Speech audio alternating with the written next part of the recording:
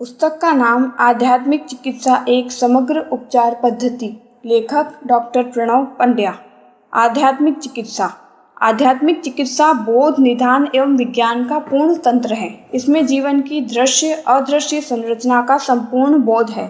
इसी के साथ यहाँ जीवन की दैहिक, दैविक एवं आध्यात्मिक रोगों के निदान की सूक्ष्म विधियों का समग्र ज्ञान है।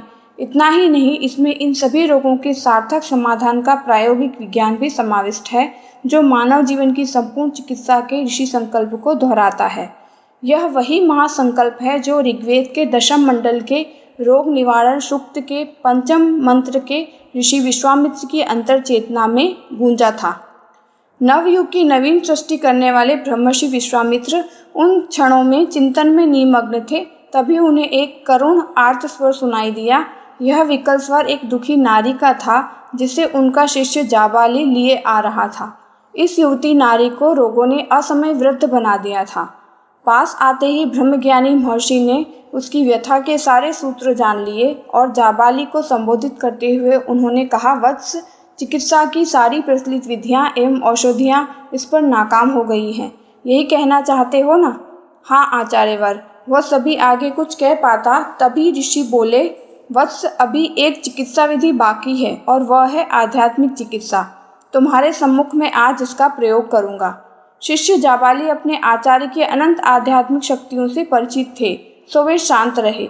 फिर भी उनमें जिज्ञासा तो थी ही, जिसका समाधान करते हुए अंतर्यामी ब्रह्मर्षि बोले, पुत्र जाबाली, सफल चिकित्सा के लिए जीवन का समग्र बोध आवश्यक है और जीवन मात्र देह नहीं है। इसमें इंद्रिय, प्राण, मन, चित्त, बुद्धि, अहम एवं अंतरात्मा की अन्य अदृश्य कणियाँ भी हैं। रोग के सही निदान के लिए इनका पारदर्शी ज्ञान होना चाहिए, तभी समाधान का विज्ञान कारगर होता है। यह कहते हुए ब्रह्मर्षि ने उस पीड़ित नारी को सामने बिठाकर उसे अपने महातप के एक अंश का अनुदान देने का संकल्प करते हुए कहा, आत्वागमम शंतातिभिर्थो अधिष्ठातातिभिः दक्षम त उग्रमाभारिशम परायक्षम सुवामिते। अर्थात आपके पास शांति फैलाने वाले तथा अविनाशी साधनों के साथ आया हूँ। तेरे लिए प्रचंड बल भर देता हूँ, तेरे रोग को दूर भगा देता हूँ। महर्षि के इस संकल्प ने उस पीड़ित नारी को स्वास्थ्य का वरदान देने के साथ आध्यात्मिक चिकित्सा की पुण्य परंपरा का प्रारंभ किया। अथर्ववर्ण विद्या की चमत्कारिक क्षमता। आध्यात्मिक चिकित्सा की पुण्य परंपरा वैदिक ऋचाओं की गूंज के साथ ही प्रारंभ हो गई। अपने जीवन के उषा काल से ही मनुष्य को विकृति एवं विरोधों से अनेकों संघर्ष करने पड़े। इन संघर्षों में कभी तो उसकी देह क्षत विक्षत हुई, तो कभी अंतर्मन विदीर्ण हुआ। भावनाओं के तार तार होने के भी अनगिनत अवसर आए। विपन्नता और धनहीनता के दुख भी उसने झेले। शत्रुओं द्वारा दी जाने वाली विषम पीड़ाएं भी उसने सही। छटपटाहट भरी इन पीड़ाओं के बीच उसने समाधान की खोज में कठिन साधनाएं की। महातप की ज्वालाओं में उसने अपने जीवन को झोंका। प्रश्न एक ही था, जीवन की विकृतियों के निदान एवं उसके चिकित्सीय समाधान। आत्मचेतना के केंद्र में, परमात्मा चेतना के सानिध्य में उसे समाधान के स्वर सुनाई दिए। महातप की इस निरंतरता ने उसके सामान्य व्यक्तित्व का ऋषिकल्प कर दिया और उसने कहा, तम प्रतनास ऋषयो दिध्यानाः पुरो विप्राः दधीरे मंद्र जिह्वम्। ऋग्वेद। इस ऋषि अनुभूति से यह स्पष्ट ध्वनि निकलती है कि प्राचीन ऋषिगण पर ब्रह्म का ध्यान कर उन्हें अपने सामने प्रकट कर लेते थे और मंद्र जिह्व परमात्मा द्वारा उन्हें वेद मंत्रों का उपदेश प्राप्त होता था। इन वेद मंत्रों के शब्दार्थ कित एवं ब्लूमफील्ड जैसे पश्चिमी विद्वान कुछ भी खोजते रहे, पर अपने रहस्यार्थ में ये जीवन की आध्यात्मिक चिकित्सा के मंत्र हैं। आध्यात्मिक चिकित्सा के इस दिव्य काव्य के विषय में अथर्ववेद के ऋषि ने कहा, पश्य देवस्य काव्यम न ममार न जीर्यति। परमात्मा के काव्य वेद को देखो, वह न नष्ट होता है और न मरता है। सचमुच ही इस अमृत काव्य में जीवन की संपूर्ण एवं सर्वविधि आध्यात्मिक चिकित्सा के अनेकों सूक्त, सूत्र एवं आयाम समाहित है। अपने महातप से असंख्य पीड़ित जनों की आध्यात्मिक चिकित्सा करने वाले ब्रह्मर्षि गुरुदेव ने वर्षों पूर्व इस सत्य को अपनी लेखनी से प्रकट किया था। उन्होंने ऋग, यजु, साम व अथर्ववेद के कतिपय विशिष्ट मंत्रों की आध्यात्मिक चिकित्सा के संदर्भ में महत्ता तथा इनकी प्रयोग विधि को उद्घाटित किया था। वैदिक मंत्र विद्या के रूप में यह आश्चर्यजनक एवं चमत्कारी रूप से उपोदय थी, पर आज अनुपलब्ध है। हालांकि वर्ष 1988 में यह दिव्य ग्रंथ एक परिजन के हाथों ब्रह्मवर्चस्व शोध संस्थान के शोधकर्मियों को प्राप्त हुआ था। तब इसको आधार बनाकर वेदों में मानव जीवन का स्वरूप एवं उसकी आध्यात्मिक चिकित्सा के रहस्य के शीर्षक से एक शोध कार्य भी कराया गया था। पर इन दिनों शोध कार्य भी संस्थान में नहीं है, परंतु जो कार्य कराया गया था उसके आधार पर बड़ी ही प्रामाणिक रीति से कहा जा सकता है कि वेद मानव जीवन की आध्यात्मिक चिकित्सा के आदि स्रोत हैं। इनमें केवल देह की पीड़ा को दूर करने की विधियां भर नहीं हैं, बल्कि मानसिक रोगों की निवृत्ति, दरिद्रता निवारण, ब्रह्मवर्चस्व व स्मरण शक्ति के वर्धन, घर परिवार की सुख शांति एवं सामाजिक यश सम्मान में अभिवृद्धि के अनेकों प्रयोग शामिल हैं। एक लघु आलेख में इन सभी के प्रयोग के विस्तार की व्याख्या तो संभव नहीं है, परंतु एक सामान्य प्रयोग की चर्चा तो की ही जा सकती है। यह चर्चा ऋग्वेद के दशम मंडल के 155वें सूत्र के बारे में है। यदि कोई व्यक्ति धन लक्ष्मी से विहीन होकर जीवन यापन कर रहा हो तो वह इस सूक्त के समस्त 5 मंत्रों का नित्य प्रातःकाल स्नान करने के पश्चात 101 बार जप करे। इस जप से पहले एवं बाद में गायत्री मंत्र की एक एक माला का जप आवश्यक है। वेद में प्रयोग अनेकों विधियां असंख्य हैं। महाकाव्य एवं पुराण काल में इन विधियों एवं प्रयोगों का उल्लेख महाकाव्यों एवं पुराणों में हुआ है। वाल्मीकि रामायण एवं महाभारत में जीवन की अनगिनत समस्याओं के समाधान हेतु विभिन्न प्रयोगों की सांकेतिक या विस्तार से चर्चा की गई है। आध्यात्मिक चिकित्सा के ये प्रसंग ऐत्रेय ब्राह्मण, तैत्तिरीय ब्राह्मण, शतपथ ब्राह्मण, तांडय ब्राह्मण तथा षड्विश ब्राह्मण में भी पर्याप्त हैं। देवी भागवत पुराण, अग्नि पुराण तथा नारदादि पुराणों में भी इनकी भरमार है। इस संदर्भ में सूत्र ग्रंथ भी पीछे नहीं है। यहाँ भी आध्यात्मिक चिकित्सा से संबंधित अनेकों प्रयोग विधियाँ मिलती हैं। कल्प सूत्र, शोध सूत्र, गुह्य सूत्र, धर्म सूत्र एवं शुल्भ सूत्र में इस विषय पर इतनी प्रचुर सामग्री है जिसके आधार पर एक शोध ग्रंथ तैयार किया जा सकता है। ऐसी अनेकों सत्य घटनाएं हैं जो ऋषि भूमि भारत की आध्यात्मिक चिकित्सा के पुण्य प्रवाह की साक्षी रही है। आधुनिक बुद्धि भले ही इन्हें कल्पित गल्प माने, लेकिन जिन्हें भारतीय इतिहास के सच का ज्ञान है, जो ऋतु के प्रति आस्थावान हैं, वे इन्हें स्वीकारने में संकोच न करेंगे। जिस सत्य घटना का जिक्र यहाँ किया जा रहा है वह उत्तर वैदिक काल की है। उन दिनों वैदत्रयी की ही मान्यता थी। अथर्वण विद्याएं अपनी प्रतिष्ठा पाने के लिए प्रयत्नशील थी। इन्हीं दिनों हस्तिनापुर नरेश महाराज शांतनु बीमार पड़े। उनका दूसरा विवाह सत्यवती से हो चुका था और कुरुवंश के गौरव देवव्रत युवराज पद को त्याग कर भीष्म बन चुके थे। उनकी पितृभक्ति, महात्याग, कर्तव्यनिष्ठा एवं निरंतर सेवा मिलकर भी महाराज शांतनु को राहत नहीं दे पा रहे थे। उनका स्वास्थ्य निरंतर गिरता जा रहा था। मन की क्लांति एवं अशांति बढ़ती जा रही थी। महारानी सत्यवती भी घबराई हुई थी, क्योंकि प्राणवान औषधियाँ निष्प्राण साबित हो रही थी और गुणवान वैद्य गुणहीन प्रमाणित हो रहे थे। किसी को उम्मीद नहीं थी कि महाराज शांतनु का जीवन बच पाएगा। सत्यवती ने अंतिम प्रयास के रूप में महर्षि व्यास का स्मरण किया। पितृभक्त भीष्म उन्हें आदरपूर्वक ले आए। व्यास ने स्थिति की संपूर्ण जानकारी ली और माता सत्यवती से कहा, माँ, यह कार्य कम से कम मेरे लिए तो असाध्य है। हाँ, परम तपस्वी महर्षि दध्यंग अथर्वण चाहे तो वे कुछ कर सकते हैं। व्यास की बातें सुनकर भीष्म उन्हें लेने के लिए उनके पास पहुँचे। पहले तो उन्होंने चलने से मना किया, पर बाद में महर्षि व्यास के अनुरोध पर तैयार हो गए। राजमहलों, राजपुरुषों एवं राजनीति से पर्याप्त दूरी बनाकर रखने वाले महर्षि अथर्वण का हस्तिनापुर आना किसी चमत्कार से कम न था। आते ही उन्होंने महाराज शांतनु को देखा और जोर से ठहाका मारकर हंसे। उनकी हंसी देर तक बिना रुके चलती रही। सभी उपस्थित जन चकित थे। तभी उन्होंने थोड़े से आक्रोशित लहजे में कहा, महाराज, दिखने में तो आपकी देह रोगी है, पर दरअसल आप प्रारब्ध की कुयोग एवं अपनी मनोग्रंथियों से पीड़ित हैं। समग्र उपचार के लिए आपको चिंतन शैली एवं जीवन क्रम बदलना होगा। शांतनु के आश्वासन देने पर उन्होंने अपनी चिकित्सा प्रारंभ की। इसमें औषधियों के कल्प थे तो मंत्रों के प्रयोग भी।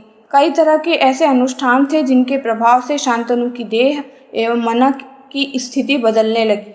अथर्ववर्ण विद्या के प्रभाव को सभी देख रहे थे। इस घटना के साक्षी बने महर्षि व्यास ने उनसे कहा, ऋषिवर, आध्यात्मिक चिकित्सा की आपकी विधियां चमत्कारी है। यह पुण्य प्रक्रिया चलती रहे, इसके लिए अथर्ववेद का प्रणयन आवश्यक है। अथर्ववर्ण के आशीर्वाद से अथर्ववेद रचा गया और सभी ने आध्यात्मिक चिकित्सक के रूप में वेद ज्ञानी गुरु का महत्व पहचाना। सद्गुरु की कृपा से तरते हैं भव रोग, यामी गुरुम शरणम भव वैद्यम। जीवन के सभी सांसारिक रोगों के आध्यात्मिक चिकित्सक वही सद्गुरु मेरे आश्रय हैं। जीवन की प्रकृति, समय और परिस्थितियों के विपरीत होने से कई बार प्रदूषित होती है। उसमें विकृति एवं विकार पनपते हैं। कई तरह के शारीरिक, मानसिक एवं आध्यात्मिक रोग उसे घेर लेते हैं। सामान्य चिकित्सक न तो इनकी तह तक पहुंच पाते हैं और न इनको समाधान कर पाते हैं। वजह एक ही है कि समाधान सामान्य औषधियाँ नहीं बल्कि उपयुक्त जीवन साधना है, जिसे केवल समर्थ आध्यात्मिक चिकित्सक ही बता सकता है। संक्षेप में कहें तो सद्गुरु के स्वरों में ही समाधान के सूत्र होते हैं। सवाल पूछा जा सकता है कि सद्गुरु कौन? तो इस महाप्रश्न का सरल उत्तर यह है कि सद्गुरु वे हैं जो मनुष्य जीवन के दृश्य एवं अदृश्य सभी आयामों के मर्मज्ञ होते हैं। मानवीय चेतना की संपूर्णता का उन्हें विशेषज्ञ अनुभव होता है। वे हमारे वर्तमान को जानने की जितनी गहन क्षमता रखते हैं, अतीत के बारे में भी वे उतनी ही जानकारी रखते हैं।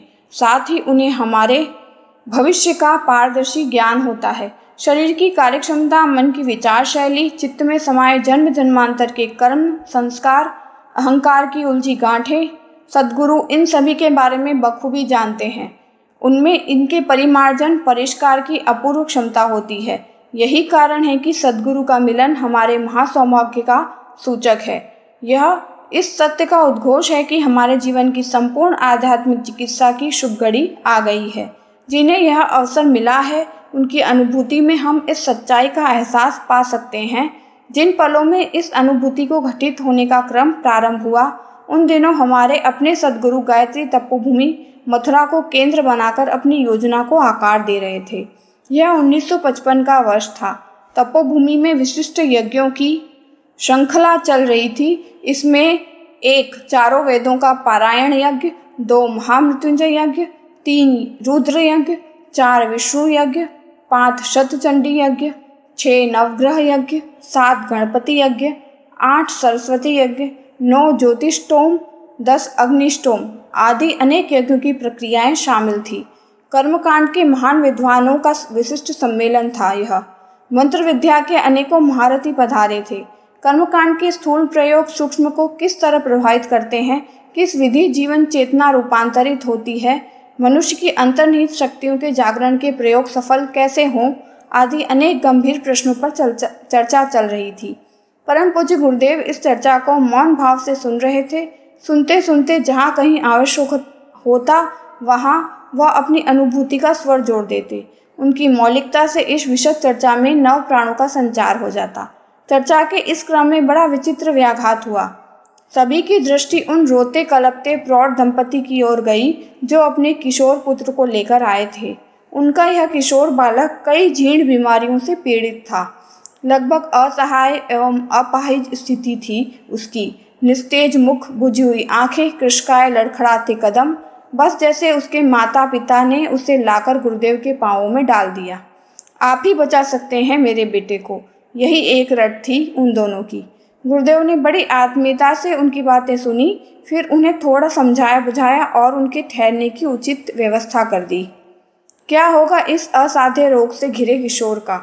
उपस्थित सभी महान विद्वानों को जिज्ञासा थी।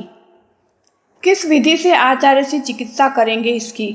ऐसे अनेक प्रश्न उन सभी के मन में उभरे रहे थे। उधर परम पूज्य गुरुदेव पूर्णतः आश्वस्त थे, जैसे उन्होंने उसकी चिकित्सा पद्धति खोज ली हो। वह सहज ही उपस्थित जनों को उसकी अनुत्तरित जिज्ञासाओं के साथ छोड़कर अपनी दिनचर्या में व्यस्त हो गए। दिन के यज्ञिक कार्यक्रम, विद्वानों की चर्चाएं एवं आने जाने वाले परिजन आगंतुकों से भेंट सब कुछ चलता रहा, पर कहीं अपने मन के किसी कोने में सभी को अगले दिन की प्रतीक्षा थी। अगले दिन प्रातः अरुणोदय के साथ ही वेद मंत्रों के स्वर गूंजने लगे। स्वाहा के घोष के साथ सविधि यज्ञ आहुतियाँ यज्ञ कुंडों में पड़ने लगी। भगवान जातवेदस अपने प्रखर तेज के साथ भुवन भास्कर को चुनौती सी दे रहे थे। इतने में सभी ने देखा कि कल आया हुआ वह किशोर बालक अपने पाँवों से चलकर अपने माता पिता के साथ आ रहा है। एक रात्रि में यह अपूर्व चमत्कार सभी अचरज में थे।